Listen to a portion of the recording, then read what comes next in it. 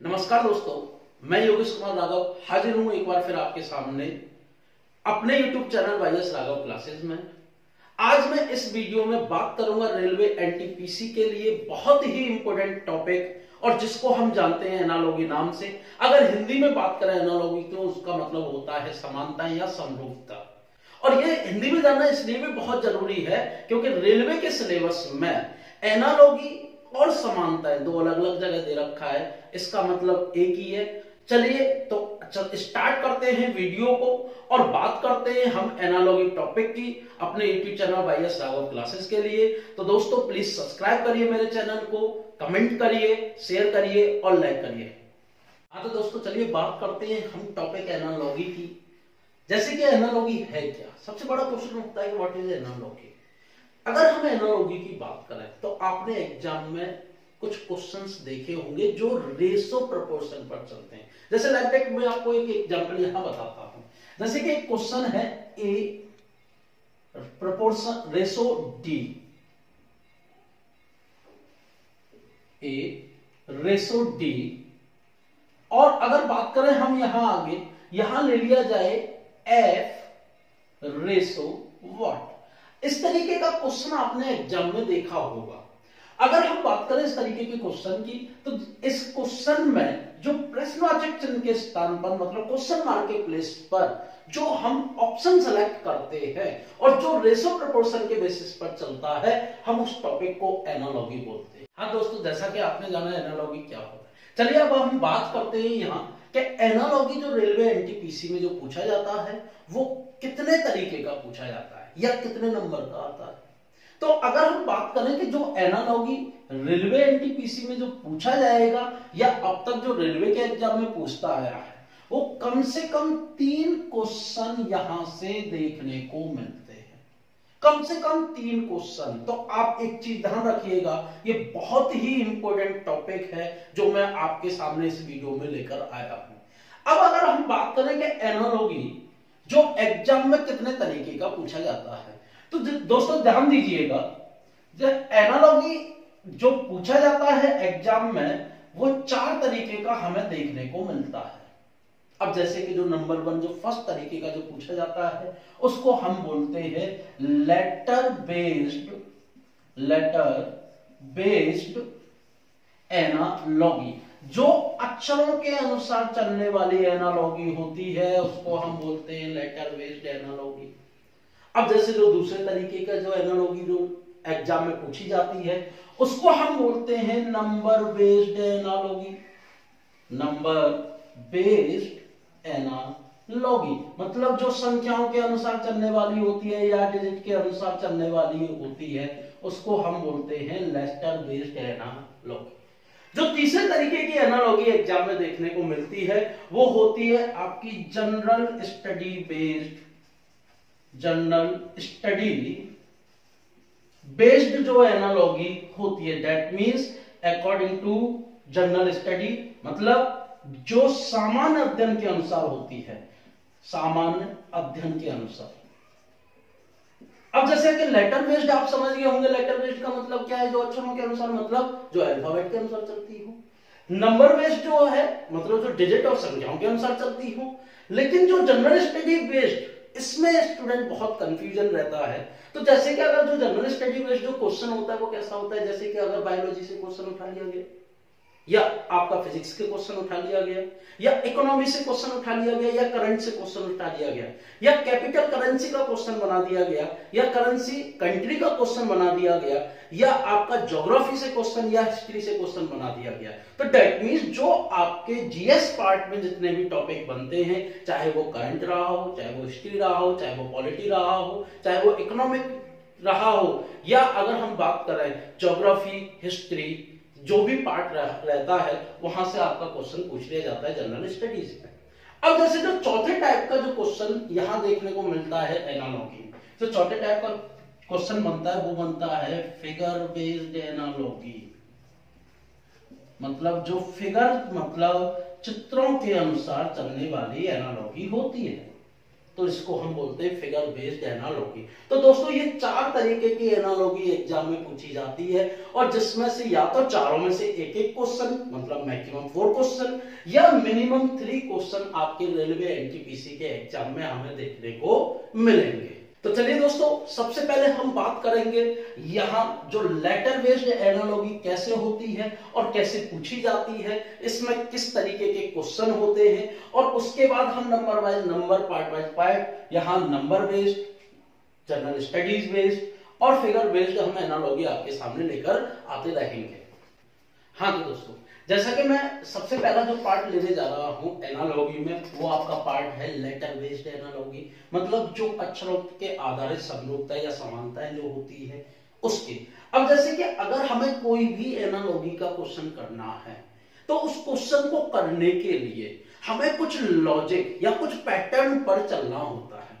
अब अगर हम जैसे कि लॉजिक की बात करें कि एनालॉगी में अगर हम लेटर बेस्ड एनालॉगी कर रहे हैं तो कौन कौन से लॉजिक यहां हमें देखने को मिलते हैं। तो जैसा कि सबसे पहला जो लॉजिक मिलता है वो होता है आपका इंक्रीजिंग ऑर्डर, मतलब असेंडिंग ऑर्डर, बढ़ते हुए क्रम, या हिंदी में जिसको नाम से हम इसको जानते हैं वो होता है आपका आरोही क्रम।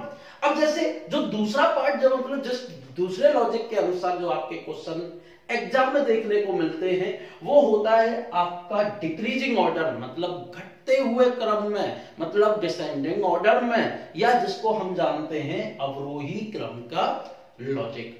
अब जैसे जो तीसरा पार्ट जो तीसरा लॉजिक होता है उसको बोलते हैं हम ऑल्टरनेट लॉजिक, मतलब जो अंतराल का लॉजिक होता है। और जो चौथा लॉजिक होता है जिसको बोलते हैं हम कॉन्टिन्यू लॉजिक, मतलब एक जैसा। अब जो एक केवल अल्फाबेट मतलब जो अक्षरों के आधारित जो एनालॉगी होती है उसमें पूछा जाता है और वो केवल बनता है अपोजिट अल्फाबेट का लॉजिक। अब जैसे दोस्तों ये लॉजिक है क्या और हम इनको कैसे करते हैं, तो इन लॉजिक के बेस पर जो क्वेश्चन होते हैं तो हम बात करेंगे एक एक एग्जाम्पल लेकर और उसके बाद फिर कुछ क्वेश्चन लेकर जिसमें आपके जो लेटर बेस्ड एनालॉगी होगी हम उसकी बात करने जा रहे हैं। चलिए देखते हैं हम पहला क्वेश्चन लेटर बेस्ड एनालॉगी में। तो चलिए दोस्तों समझते हैं ये लॉजिक क्या है और इन लॉजिक के बेसिस पर हम क्वेश्चनों को कैसे करते हैं। जैसा कि पहला क्वेश्चन मैं आपके सामने बहुत ही सिंपल एग्जांपल लेकर आया हूं जिसमें क्वेश्चन क्या है, पहले क्वेश्चन को देखते हैं। जैसे जो लेटर के बेस पर सबसे पहला जो लेटर है वो है ए, दूसरा लेटर क्या लिया हमने जेड, तीसरा लेटर एम और चौथा लेटर है क्वेश्चन मार्क, मतलब हमें यहां कुछ ना कुछ जो क्वेश्चन मार्क के प्लेस पर ऑप्शन में से क्या होगा वो लेकर आना है। अब जैसे कि इन क्वेश्चनों को करने का तरीका क्या होता है या एनालॉगी को करने का तरीका क्या होता है तो ध्यान दीजिए। तो हम थोड़ा सा समझते हैं कि एनालॉगी को करने का तरीका क्या होता है। देखिए एनालॉगी के क्वेश्चन में जैसा कि आपको सामने दिखाई दे रहा है हमें 4 पद दिए जाते हैं मिनिमम। अब इन 4 पदों में से हो सकता है 3 पद आपके सामने दे दिए जाए और मतलब या हम कह सकते हैं प्लेसेस, और एक प्लेस पर क्या हो क्वेश्चन मार्क, या हो सकता है केवल 2 ही प्लेस दिए जाए और दोनों प्लेसेस पर क्वेश्चन मार्क दे दिया जाए। तो हमें क्वेश्चन मार्क के प्लेसेस पर क्वेश्चन निकालना होता है। अब इसमें जो प्रपोर्शन होता है वो प्रपोर्शन होता है इस क्वेश्चन की बाउंड्री। दैट मींस जो इस प्रपोर्शन से जो पहले का पार्ट है जो डिवाइडेड है रेशो से और जिसमें 2 पार्ट है, सपोज करिए 1 and 2, और दूसरा जो पार्ट है जो इसके बाद है जो डिवाइडेड है अगेन किससे, रेशो से, और उसमें 2 पद हैं 3 और 4। अब जैसे अगर 4th प्लेस पर क्वेश्चन मार्क है तो जो 4th प्लेस है वो बनेगा किससे, 3rd से, कोई ना कोई एक लॉजिक लगाकर। लेकिन ये जो लॉजिक है वो लॉजिक कौन सा होगा, वो लॉजिक होगा जो फर्स्ट से सेकंड बनाने के लिए जो लॉजिक हमने लगाया है। अगर जैसे कि यहाँ इंक्रीजिंग का लॉजिक है तो यहाँ भी किसका लॉजिक लगेगा, इंक्रीजिंग का। अगर यहाँ डिक्रीजिंग का लॉजिक है तो यहाँ भी डिक्रीजिंग का लॉजिक लगेगा, मतलब अवरोही क्रम का। अगर यहाँ ऑल्टरनेट का लॉजिक चल रहा है तो यहाँ भी ऑल्टरनेट चलेगा, लेकिन अगर यहाँ कॉन्टिन्यू है मतलब एक जैसा लॉजिक लग रहा है तो यहाँ भी कॉन्टिन्यू, और अगर यहाँ अपोजिट का लॉजिक है तो यहाँ भी अपोजिट का ही लॉजिक होगा। लेकिन दोस्तों यहाँ ध्यान देने वाली बात जो है उस पर जरा ध्यान दीजिएगा कि यहां जो क्वेश्चन है वो प्रपोर्शन को जब बहुत ही ज्यादा जरूरत ना पड़े तब तक इसको क्रॉस नहीं करता। बहुत ही 1% केसेस ऐसे मिलेंगे आपको जब प्रपोर्शन को क्रॉस हो, दैट मींस पहला पद तीसरे से कनेक्टेड हो और दूसरा पद किससे कनेक्टेड हो, 4 से। मतलब हम कह सकते हैं सिंपल भाषा में कि पहले से बन रहा हो तीसरा और दूसरे से बनना हो चौथा। तो चलिए जरा देखते हैं इस क्वेश्चन में, इस क्वेश्चन को जो करने का तरीका क्या है, तो ध्यान दीजिएगा जरा।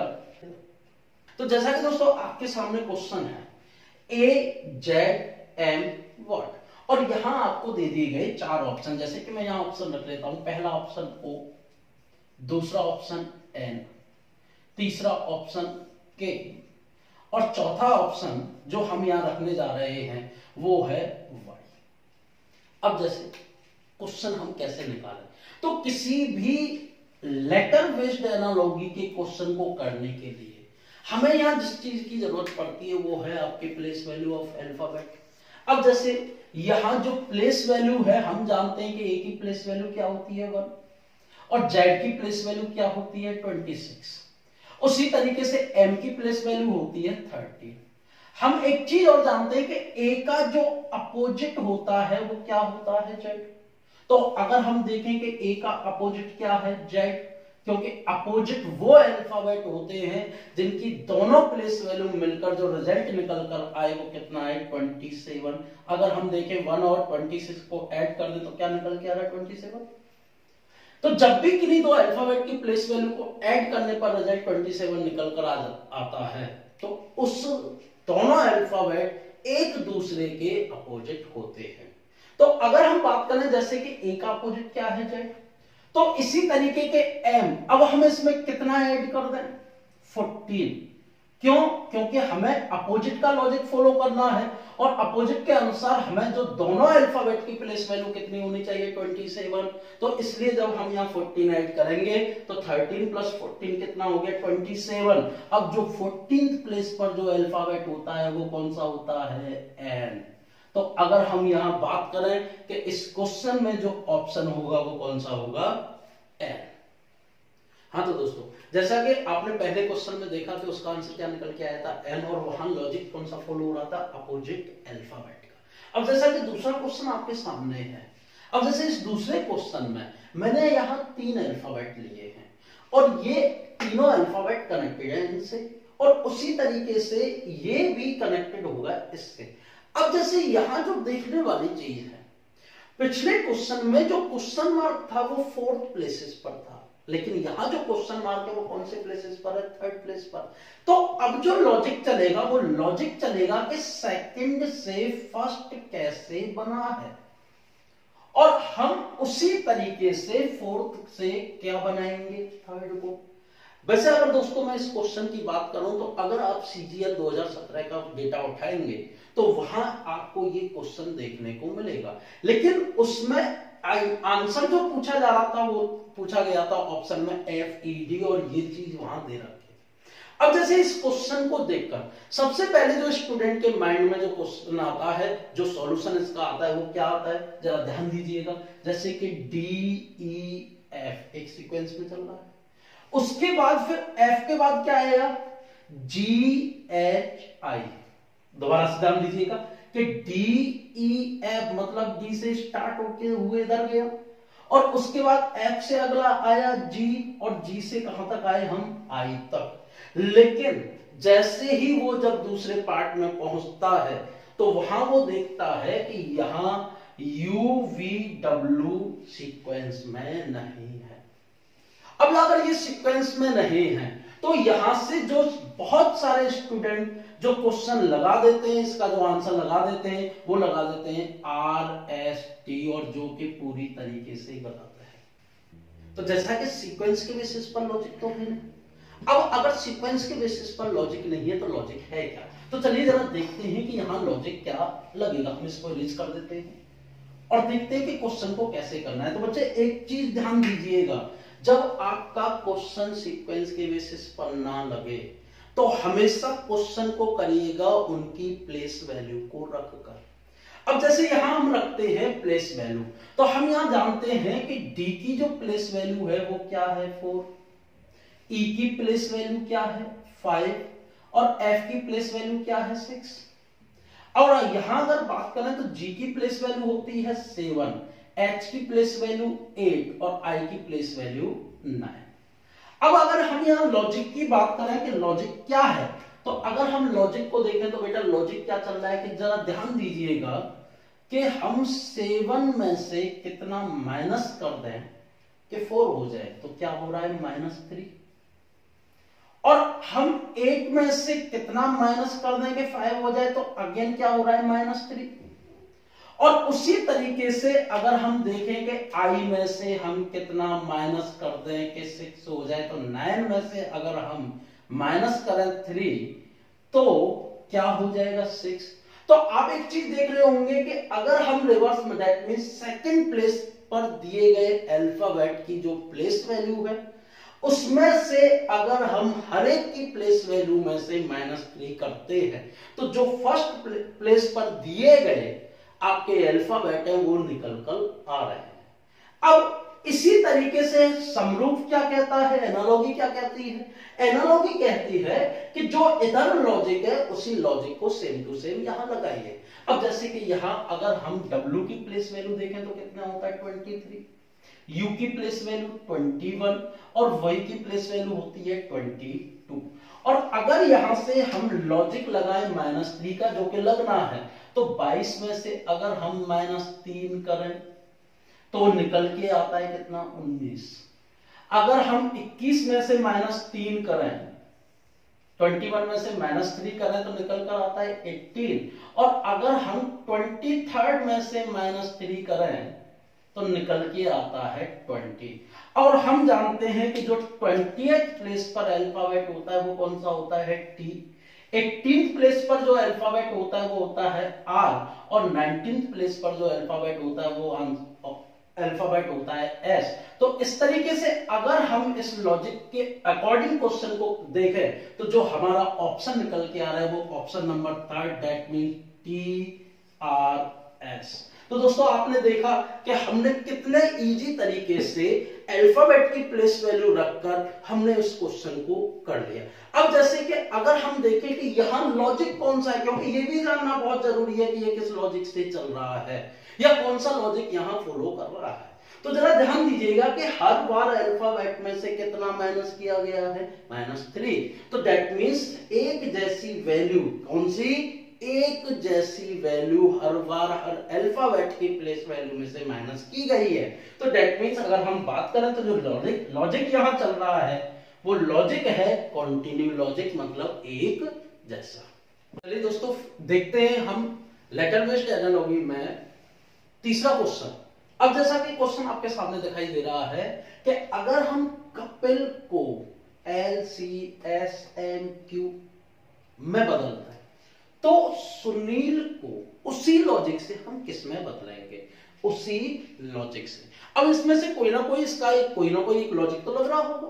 अब जैसे कि वो लॉजिक क्या है तो जरा ध्यान दें। तो जैसा कि मैंने आपको बताया पिछले 2 क्वेश्चनों में कि हम यहां हर एक अल्फाबेट की प्लेस वैल्यू को रखकर क्वेश्चन को निकालते हैं। तो चलिए रखते हैं अल्फाबेट की प्लेस वैल्यू को। जैसा कि दिखाई दे रहा है के की प्लेस वैल्यू कितना है 11, ए की प्लेस वैल्यू 1, पी की प्लेस वैल्यू होती है आपकी 16, आई की प्लेस वैल्यू 9 और एल की प्लेस वैल्यू होती है 12।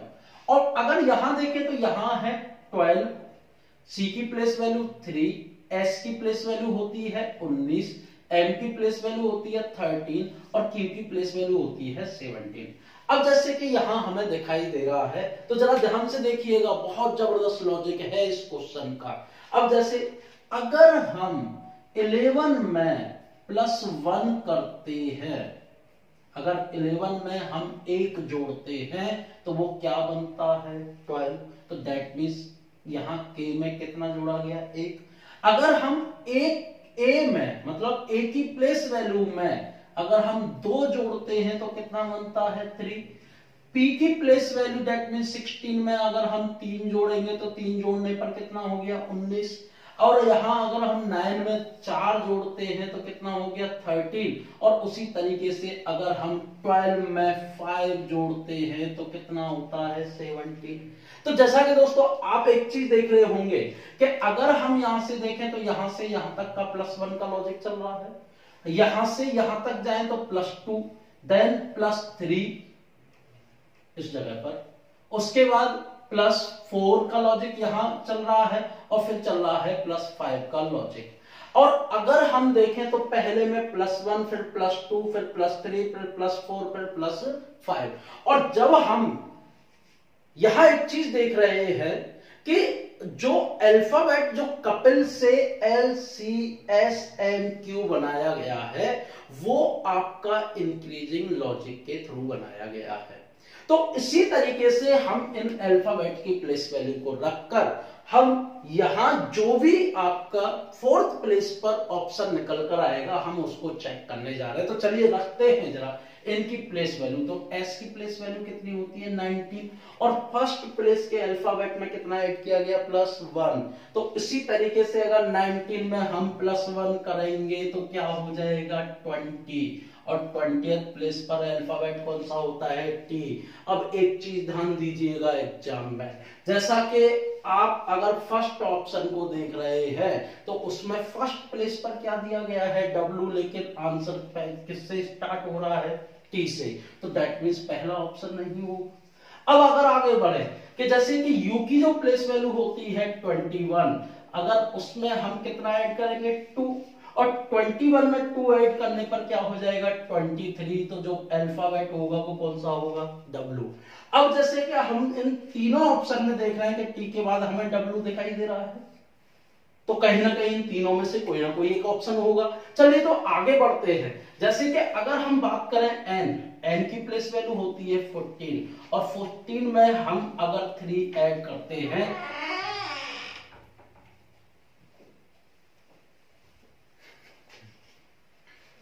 अगर हम 14 में 3 ऐड करते हैं तो 3 ऐड करने पर कितना हो गया, 17। और 17 प्लेस पर अल्फाबेट होता है Q।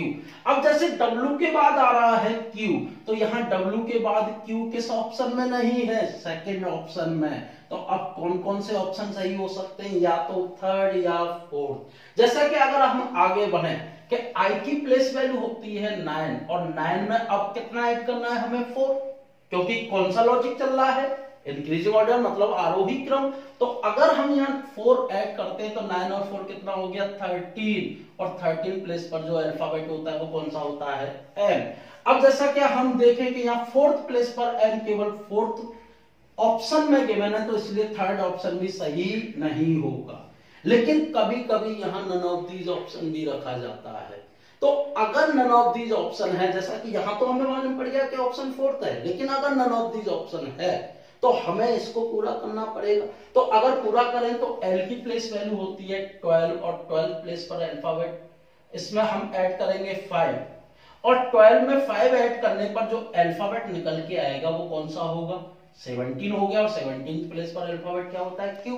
तो दैट मीन जो ऑप्शन बना वो ऑप्शन आया TWQMQ, और वो ऑप्शन है कौन सा, 4th वन। इसलिए जो आंसर होगा वो कौन सा होगा, 4th वन। तो दोस्तों आपने देखा हमने लेटर बेस्ड एनालॉजी को कितना इजी तरीके से क्वेश्चनों को करके देखा। अब जैसे हम बात करेंगे लेटर बेस्ड एनालॉजी के डिफरेंट क्वेश्चनों की, कुछ एग्जांपल्स की, जो आपके एग्जाम्पल पिछले ईयर के या उससे भी पहले के डिफरेंट एग्जाम में पूछे गए हैं। अब जैसे कि वो है क्या और उनको करना कैसे है, तो चलिए दोस्तों आते हैं हम उन क्वेश्चनों पर। तो चलिए दोस्तों बात करते हैं लेटर बेस्ड एनालॉजी के कुछ एग्जाम्पल्स की। जैसा कि आपके सामने पहला एग्जाम्पल दे रखा है कि अगर राम को हम चेंज कर रहे हैं 32 में, तो बताइए श्याम को हम किस में चेंज करेंगे। अब जैसे जब भी आपको किसी भी वर्ड से नंबर का कोई भी एनालॉजी का क्वेश्चन दे रखा हो, किससे? वर्ड से नंबर का। जैसा कि यहां दिखाई दे रहा है, राम को किसमें कन्वर्ट किया गया है? 32 में। और राम क्या है? एक वर्ड्स है, और 32 क्या है? एक डिजिट है या नंबर है। तो जब भी आपका वर्ड से अगर नंबर में आपकी एनालॉजी की गई है, तो अब हम उस लॉजिक को जो देखते हैं, वो लॉजिक होता है आपका according to place value, according to place value. अब कैसे? तो चलिए मैं इस क्वेश्चन को करके दिखाता हूं और देखिएगा जरा इसका कौन सा ऑप्शन सही निकल कर आता है। तो जैसे कि राम, राम शब्द में जो वर्ड है उसमें आपके 3 अल्फाबेट दिए गए हैं। हम सबसे पहले इन तीनों अल्फाबेट की प्लेस वैल्यू को यहां पुट करेंगे। जैसे कि आर की प्लेस वैल्यू होती है 80, ए की प्लेस वैल्यू होती है 1, एम की प्लेस वैल्यू होती है 13। और अगर हम इन तीनों प्लेस वैल्यू को ऐड कर दें आपस में, तो हमें पता चल रहा है कि यहां से जो आने वाला रिजल्ट है वो कितना है? 32। कितना रिजल्ट निकल के आ रहा है? 32। तो उसी तरीके से जो श्याम लिखा हुआ है, हम उसको भी या उस शब्द में दिए गए अल्फाबेट की प्लेस वैल्यू को भी आपस में ऐड कर देंगे। जैसे कि S H A Y A M। अब S की प्लेस वैल्यू है 19, H की 8, A 1, Y 25, A 1 and M 13। अगर हम इन सभी को आपस में ऐड करें तो 19 और 8 27, 1 28 प्लस 25, तो 28 और 25 कितना होता है? 53। और 53 प्लस 1 54 एंड 13, तो टोटल आंसर जो निकल के आया वो कितना निकल के आ गया? 67। तो इसी तरीके से अगर हम श्याम के से लॉजिक लगाते हुए प्रश्नवाचक चिन्ह के स्थान पर आंसर निकालें या रिजल्ट निकालें, तो ऑप्शन कौन सा सही निकल कर आ रहा है? 4th, और जो कितना है? 67। तो एक चीज ध्यान दीजिएगा कि अगर हम जब कभी भी वर्ड से नंबर का कोई भी एनालॉजी में क्वेश्चन बन रहा हो, तो हम हमेशा उनकी प्लेस वैल्यू के अकॉर्डिंग लॉजिक लगाकर चलेंगे। जैसा कि कुछ क्वेश्चन मैंने आगे भी दे रखे हैं। जैसे बात करें अगर हम क्वेश्चन नंबर 2 की, तो क्वेश्चन नंबर 2 में क्या दिया गया है कि अगर हम शोभा को 1 8 2 15 19 में कोड कर रहे हैं, तो रोहन किससे रिलेटेड होगा या रोहन का कोड क्या होगा? तो जरा ध्यान दीजिएगा कि अगर हम इनकी प्लेस वैल्यू रखकर देखें, तो देखिए जरा SOBHA, S की प्लेस वैल्यू होती है 19, और हमें 19 प्लेस वैल्यू कहां दे रखी है? सबसे लास्ट में। उसके बाद अगर हम O की प्लेस वैल्यू देखें वो कितनी है? 15, और वही प्लेस वैल्यू 19 से कहां दे रखी है? जस्ट पहले। उसके बाद B की प्लेस वैल्यू है 2, और वो हमें कहां दे रखी है? 15 से पहले, दैट मींस यहां 2 है। H की प्लेस वैल्यू 8 है, और हमें यहां क्या दे रखा है? 8, और A की प्लेस वैल्यू 1 होती है, और यहां क्या दे रखा है हमें? 1। तो अगर बात करें दोस्तों हम इस क्वेश्चन में, तो सिंपल उस वर्ड के दिए गए लेटर्स के प्लेस वैल्यू को उल्टे क्रम में रख दिया गया है। दैट मीन्स जो पहली पोजीशन का है उसकी प्लेस वैल्यू सबसे लास्ट में, और जो लास्ट पोजीशन का अल्फाबेट है उसकी प्लेस वैल्यू को पहली पोजीशन पर रख दिया गया है।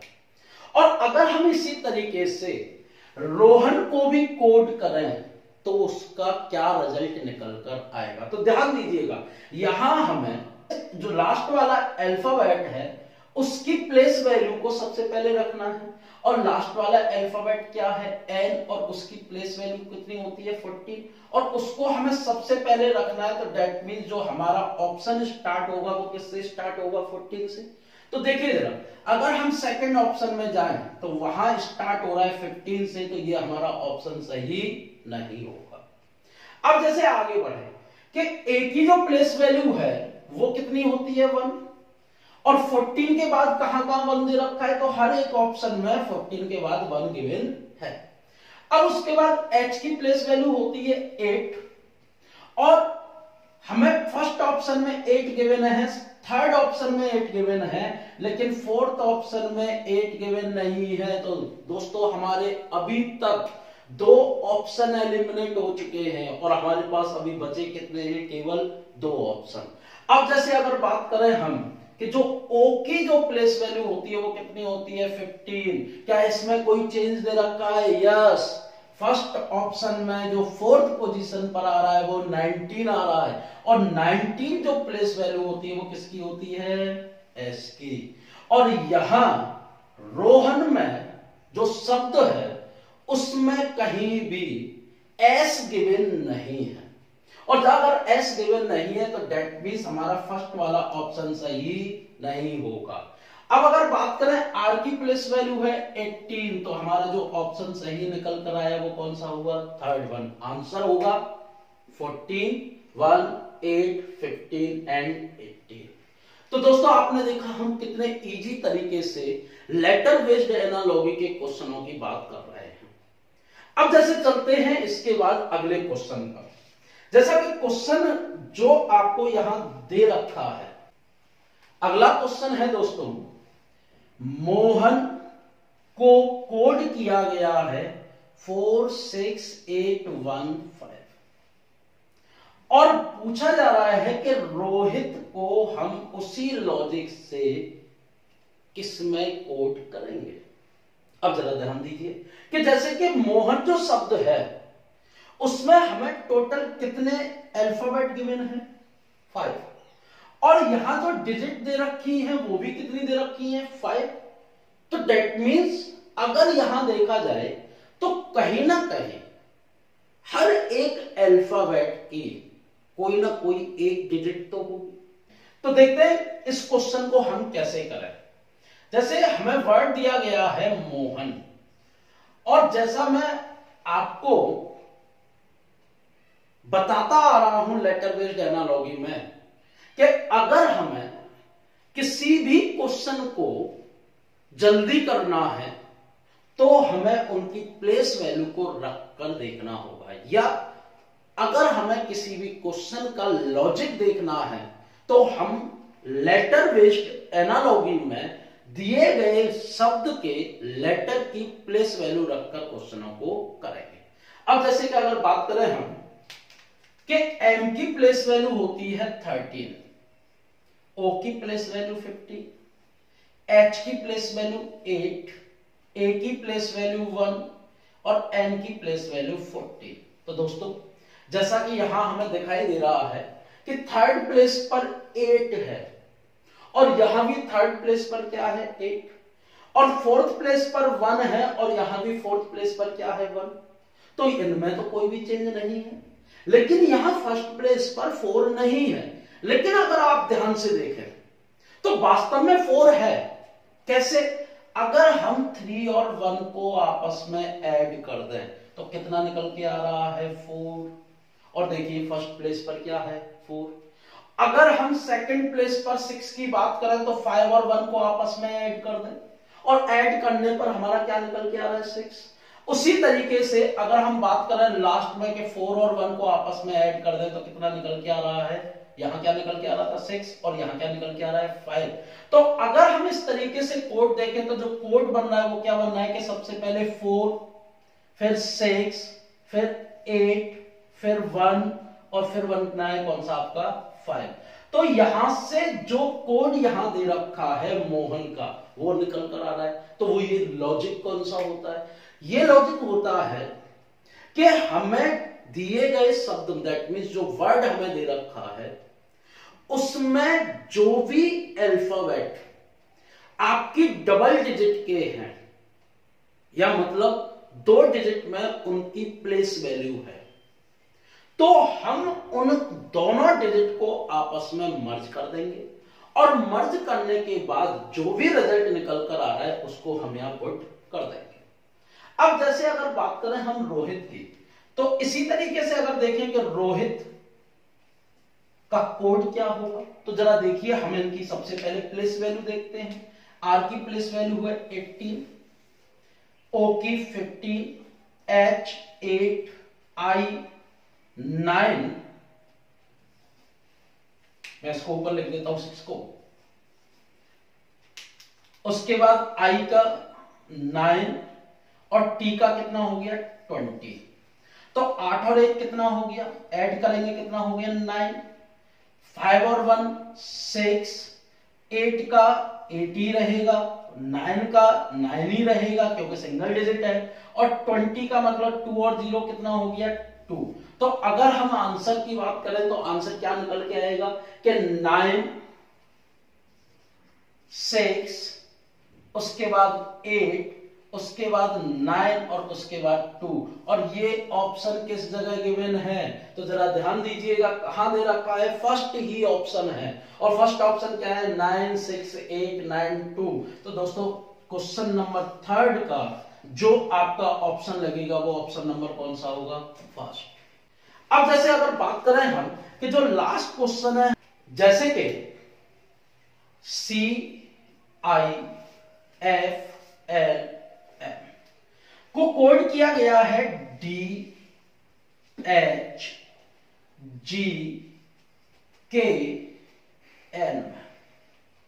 अब जैसे अगर बात करें हम कि C की जो प्लेस वैल्यू होती है वो कितनी होती है 3, D की प्लेस वैल्यू कितनी होती है 4, तो 3 में कितना ऐड किया गया है, तो कहीं ना कहीं हमें दिखाई दे रहा है +1, मतलब जस्ट एक आगे। उसके बाद I की प्लेस वैल्यू कितनी है 9, H की प्लेस वैल्यू 8, और 9 में से क्या किया गया है, इस बार प्लस नहीं, इस बार क्या किया गया है कि एक माइनस कर दिया गया है, तो दैट मींस क्या हो गया 1 माइनस। उसके बाद F की प्लेस वैल्यू 6 और G की प्लेस वैल्यू 7, तो 6 में कितना ऐड करें +1, और L की प्लेस वैल्यू 12 और K की प्लेस वैल्यू 11, तो फिर दोबारा से क्या कर दिया गया, एक घटा दिया गया। M की प्लेस वैल्यू 13 और N की प्लेस वैल्यू 14, तो क्या कर दिया गया, फिर दोबारा से एक बढ़ा दिया गया। तो लॉजिक क्या चल रहा है, जरा लॉजिक पर ध्यान दीजिएगा कि पहले वाले में किया गया है आपका +1, तो दूसरे वाले में क्या कर दिया गया -1, तीसरे वाले में क्या किया गया, फिर दोबारा से +1, और L में क्या कर दिया गया -1। उसके बाद जो पांचवा अल्फाबेट है उसमें क्या कर दिया गया +1। तो जरा ध्यान दीजिएगा, पहला क्या है +1 -1 +1 -1 +1। तो यहां जो लॉजिक चल रहा है वो लॉजिक कौन सा चल रहा है, जिसको बोलते हैं हम ऑल्टरनेट लॉजिक। क्या बोलते हैं, ऑल्टरनेट लॉजिक, मतलब एक के अंतराल पर। तो इसी तरीके से अगर हम JNTQP का अगर हम लॉजिक देखें और उसका आंसर क्या होगा, तो देखिए J की प्लेस वैल्यू होती है कितनी 10, N की प्लेस वैल्यू 14, T 20, K 17 और P 16।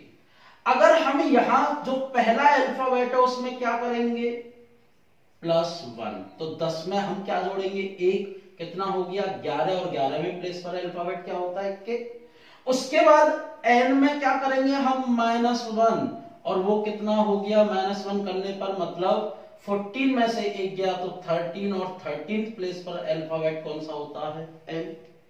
इसी तरीके से अगर बात करें कि अब हम क्या करेंगे फिर +1, तो 20 में हम अगर एक जोड़ें तो कितना होगा 21, और 21वें प्लेस पर जो अल्फाबेट होता है वो कौन सा होता है U। और इसी तरीके से अगर 17 में से अब किसकी बारी है, पहले +1 फिर -1 फिर +1 अब -1, और अगर -1 करेंगे तो 17 में से एक घटाए तो कितना होगा 16, और 16th प्लेस पर जो अल्फाबेट होता है वो होता है कौन सा P। अब जैसे यहां क्या करेंगे कि यहां हम करेंगे +1, अब क्योंकि अब बारी किसकी है +1 की, तो 16 में अगर हम एक जोड़ दें तो कितना हो जाएगा 17, और 17 प्लेस पर अल्फाबेट होता है आपका कौन सा, Q। तो इस तरीके से अगर हम बात करें तो जो हमारा ऑप्शन निकल कर आ रहा है इस क्वेश्चन का, वो क्या निकल कर आ रहा है, KMUPQ। और ये कौन सा ऑप्शन है कि KMUPQ। तो कहीं ना कहीं जो हमारा ऑप्शन, जो सही ऑप्शन है वो कौन सा होगा, थर्ड वन। तो दोस्तों आपने देखा कि हमने लेटर बेस्ड एनालॉजी के क्वेश्चनों को कितना इजी तरीके से करके दिखाया। अब मैं आपके सामने एनालॉजी का सेकंड पार्ट लेकर आऊंगा जो बहुत जल्द आपके सामने होगा, और मुझे कमेंट करके बताइए कि ये वीडियो आपको कैसी लगी। तो जुड़े रहिए मेरे चैनल YS राघव क्लासेस के साथ। लाइक करिए, सब्सक्राइब करिए, शेयर करिए और बेल आइकन को दबाना मत भूलिएगा। Thank you.